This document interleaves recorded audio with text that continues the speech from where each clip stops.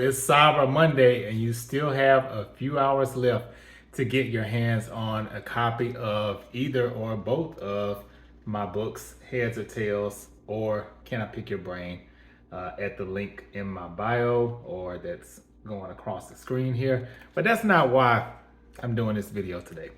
The reason why I'm making this video is because I have officially hit over 2 years without having a gout attack. Y'all just don't understand. So I'm gonna give y'all a little bit of my story. I shared some things last year. Now that I've made another year without having a gout attack, I just want to kind of share longer form video, but it won't be too long, about my experience with gout, the diagnosis, what I've learned, and how I've used different combinations of foods or things that you can find naturally to help you keep gout at bay and not get gout attacks, because they hurt. You don't want them. I would not want my worst enemy to have a gout attack. Well, maybe a couple people, but no, I'm just playing. But to rewind back, so my first gout attack happened April Fool's Day of all days, in 2019.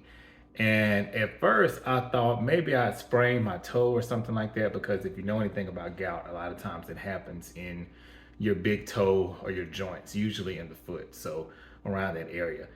And I always grew up thinking that if you ate a lot of beef and pork, that made you prone to gout, which I don't eat a lot of those and never really have eaten those at all. But I did eat a lot of shellfish, seafood,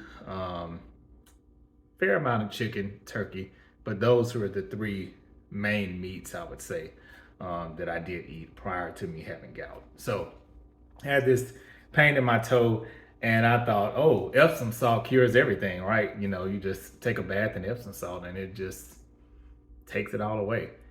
Yeah, it was the worst thing I could have done, because gout is nothing but inflammation. Like most diseases, the root cause of it is really stemmed from inflammation. And so because I got in the hot water, that just exacerbated the pain. So I literally had to sit on the edge of the tub, fall out of the tub, some kind of way dry off and put on clothes, and make my way hobbling down the stairs on one foot and driving to the urgent care that was around the corner from where I lived at the time. I walked in, the lady kind of laughed at me, and which in hindsight, I'm like, why are you laughing at my pain? But whatever. So she knew right off the bat that it was gout related. So I'm like telling her, no, it can't be, because going through my diet, you know, what I'm doing. And come to find out, it was. So they gave me a steroid shot. My pain was so great that I took a steroid shot and a pill. And usually it's kind of like one of the two that you'd need.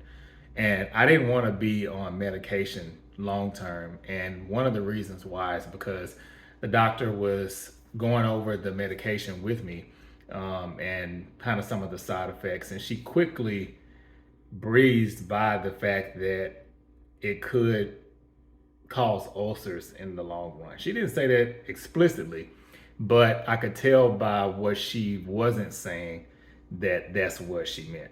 So I said, okay, I don't want to take the medication. I want to be able to somehow heal this naturally. So she said, okay, first thing on your list, no beer. So that's easy. I don't like beer anyway. So, you know, can scratch that. And then she said pretty much no alcohol. And I'm like, okay, now this just got a little bit harder, because I do like a drink every now and then. And mind you, leading up to me getting a gout attack, I had a cold. So I was drinking double shot peach crown hot toddies every night. And I had them for about 4 nights straight. And I had just made a pot of jambalaya that had turkey sausage, chicken, and shrimp. And I guess things just kind of came to a head. So anyway, long story short, she said that purines are found in meat. Now, purines are what causes, purine levels are what causes the, I guess it's kind of like the crystallization in the blood. I'm no medical expert, so if you are, please correct me. But it basically causes the buildup of the uric acid, which then in turn causes the pain or the gout attack. I can't remember the exact range, but the uric acid in your blood should not be over, I want to say it's like 6.7, somewhere around there. If you go past that range, and it's a little different for men and women. Men can have a little bit of a higher concentration of it than women can. But from my understanding, what I remember in my lab reports, once you hit a 7, you're in the danger zone for gout. So, what a lot of doctors want to tell you is that you can manage this through food, which is what I've been able to do these last couple of years. And there's always warning signs for gout. So I just want to go over just a few tips of ways that you can find out if you're getting a gout attack and how you can lessen it after you have the attack and then prevent yourself from getting future attacks. So one way, if you've had gout before, even if you haven't had gout before, if you feel any type of stiffening of the joints, specifically maybe your knee, your foot, and we all know what kind of diet we have, so you have to factor that in too. If you're already eating really healthy, or maybe you're not eating that much meat, a predominantly plant-based diet, then you may have another issue going on. But if you're not doing those things, then it could be the onset of gout. Actually, that February, the same year I was diagnosed with gout, I was at a conference and my knee literally locked up and I could not bend it for a couple of hours. I just wrote it off as, oh, I've been walking around all day. Joints just got stiff. Then fast forward 2 months later, I get gout. So it kind of makes me wonder if that was the onset of it then and I just didn't realize it. But things like that, or maybe even a tingle in your toe. If I'm being a little too reckless with my diet and really not sticking to certain things, I'll feel a sensation in my toe, like a stinging. And sometimes it may even feel like a clamping or almost a hardening squeeze, if you will, kind of around your toe or around your foot. Some people get it like in their ankles, things like that. If you start to feel that, you can definitely reverse it before it becomes a full-on gout attack with what you eat. So pay attention to those warning signs. And before I get into the food part too, I just want to say, minimize your stress. That sounds so cliche, but it's so true. Once I started cutting out a lot of stress in my life, cutting out negativity, negative people, then I started to feel better, just about myself, and physically with some of the things I had going on. So that's key too. Paying attention to the signs, stress, and the big one, of course, eating. So like I mentioned, all meat has some level of purines, however you say it. The purines, you kind of have to think of it as like a math equation. So you don't want to add on to the level of purines that you're getting in your blood, which meat does do. So even some vegetables, I think even spinach and some beans to some degree have small levels of purine, not in comparison to meat, or it's not as much as meat, but it does have some. So what I've experienced though is there are some types of meat, specifically fish, that I can eat fairly frequently and I've never had an issue. So I'll go ahead and list those too. So that's mahi-mahi, salmon, tuna, and sway fish. I would say those types of fish are pretty safe for the most part. Once you start getting into catfish and even especially like I mentioned earlier, the shellfish, crabs, crawfish, shrimp, all that, I love them, but I can't have too much of it because that's when you get into the danger zone. Well, at least for me, that's what I felt. So you want to definitely limit your meat intake. And some people will say, oh, well, it's not a meal if it doesn't have meat. Okay, well, you get that gout attack bad enough and then you'll rethink that and we can talk again after you feel how bad the pain is. Because when it's full blown, at least for me, I can't even put a sock on without pain.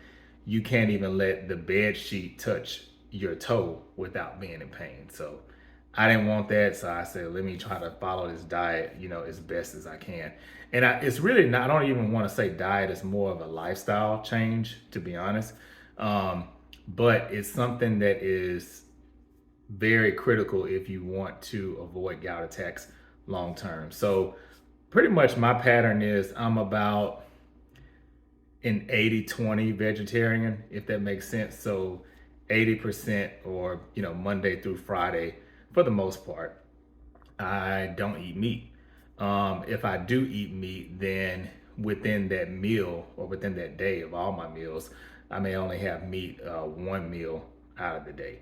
And again, it's more of, you know, maybe a little bit of diced chicken on a salad, like some thinly sliced turkey breast, like on a sandwich, or those types of fish that I mentioned earlier, something like that. Nothing really heavy. Definitely don't want to do a steak or something like that. That's too much.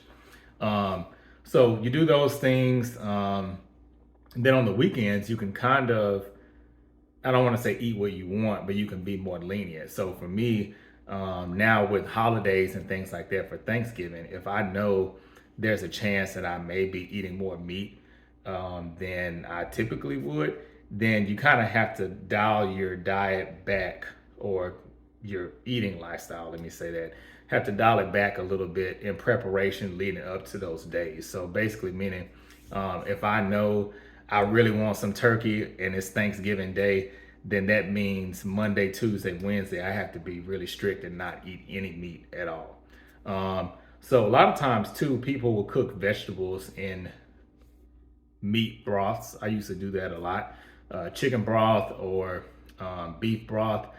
And that's a little tricky. Now, some people may tell you differently. I would say you want to avoid that too, because the broth is coming from the meat, and then you can still get some of those purines from just ingesting the broth.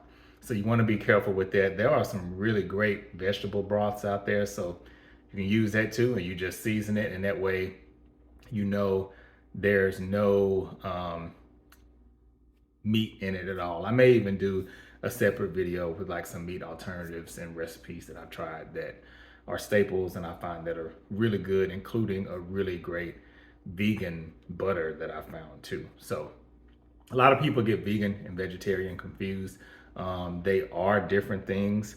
For instance, vegetarians may still eat eggs. They may still eat cheese or things that are like animal byproducts, if you will, whereas a vegan person doesn't eat anything that has something to do with an animal. So you want to make sure that you're basically, just monitoring your diet, because that is the key. Also, I got into juicing a lot within the last year or so. So if you're juicing with things like ginger, pineapple, cucumber, those combinations have anti-inflammatory benefits. Watermelon has anti-inflammatory benefits.